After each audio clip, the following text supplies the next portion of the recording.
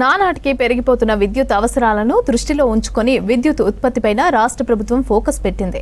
Thermal, hydro, wind, solar పవర్తో పాటు technology ఆధారంగా కృష్ణా పరివాహక ప్రాంతంలో పవర్ స్టోరేజ్ ద్వారా విద్యుత్ ఉత్పత్తి చేయాలని రాష్ట్ర ప్రభుత్వం భావిస్తోంది. ఇందుకోసం టీఎస్ జెన్కో ఇంజనీర్లు జూరాల నుంచి పులిచింతల వరకు లొకేషన్లను గుర్తించే పనిలో ఉన్నారు. పర్యావరణ సంబంధిత పవర్ ఉత్పత్తిపై రాష్ట్ర సర్కార్ ఫోకస్ పెట్టింది. రాబోయే 20 ఏళ్లకు సరిపడా విద్యుత్ డిమాండ్కు అవసరమైన ఉత్పత్తికి అధికారులు ప్రణాళికలు సిద్ధం చేస్తున్నారు.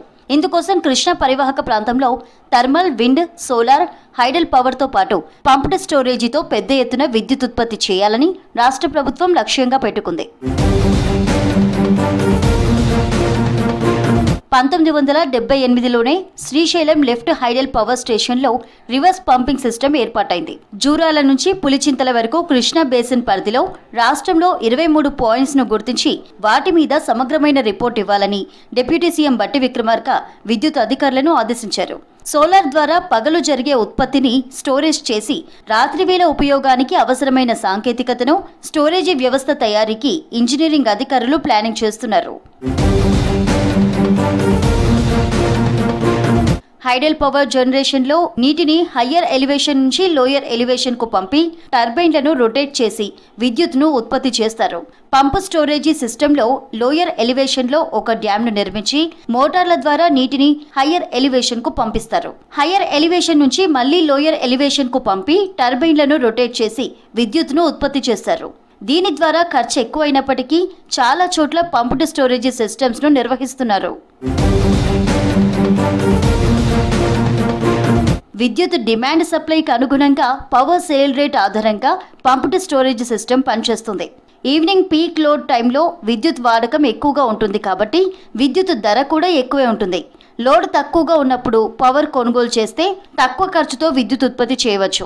టిపికల్ లోడ్ కవర్ ఆధారంగా మార్నింగ్, ఈవినింగ్ పీక్ లోడ్ టైంలో కాకుండా పవర్కు తక్కువ డిమాండ్ ఉన్న టైంలో పంప్డ్ స్టోరేజ్ సిస్టమ్ ద్వారా విద్యుత్ ఉత్పత్తి చేస్తారు. రాత్రిపూట విద్యుత్ వినియోగం తగ్గడం వల్ల పవర్ లోడ్ తగ్గిపోతుంది. పవర్ సేలింగ్ ధర తక్కువే ఉంటుంది. రాత్రి 11 గంటల నుంచి తెల్లవారుజామున 5 గంటల వరకు పంప్డ్ స్టోరేజీ సిస్టమ్ ద్వారా విద్యుత్ ఉత్పత్తి చేస్తారు. పంప్డ్ స్టోరేజీ సిస్టమ్ ద్వారా అనేక లాభాలున్నాయి. గ్రిడ్ అవసరాలకు అనుగుణంగా తక్కువ టైంలో పంప్డ్ స్టోరేజీ సిస్టమ్ ద్వారా 5 నుంచి 8 నిమిషాల్లో విద్యుత్ ఉత్పత్తి జరుగుతుంది. కానీ థర్మల్ విద్యుత్ ఉత్పత్తి చేయాలంటే 6 నుంచి 8 గంటల సమయం పడుతుంది. పంప్డ్ స్టోరేజీ సిస్టమ్కు దాదాపు 80 సంవత్సరాల లైఫ్ ఉంటుంది. లో కాస్ట్ పవర్ ఉన్నప్పుడు పంపింగ్ చేయడం, టర్బైన్లను తిప్పి పవర్ జనరేట్ చేయడం, ఫ్లడ్ కంట్రోలింగ్, వాటర్ కన్జర్వేషన్, తక్కువ పొల్యూషన్ లాంటి ప్రయోజనాలున్నాయి. పంప్డ్ స్టోరేజీ సిస్టమ్తో పాటు ఆధునిక టెక్నాలజీపై విద్యుత్ శాఖలో సీఎండీ నుంచి కింది స్థాయి సిబ్బంది వరకు అవసరమైన సాంకేతికను పెంపొందించుకోవడానికి ట్రైనింగ్ ఇవ్వనున్నారు. ఇందుకోసం అవసరమైన నిపుణుల పర్యవేక్షణలో ట్రైనింగ్ కార్యక్రమాలను నిర్వహించనున్నారు.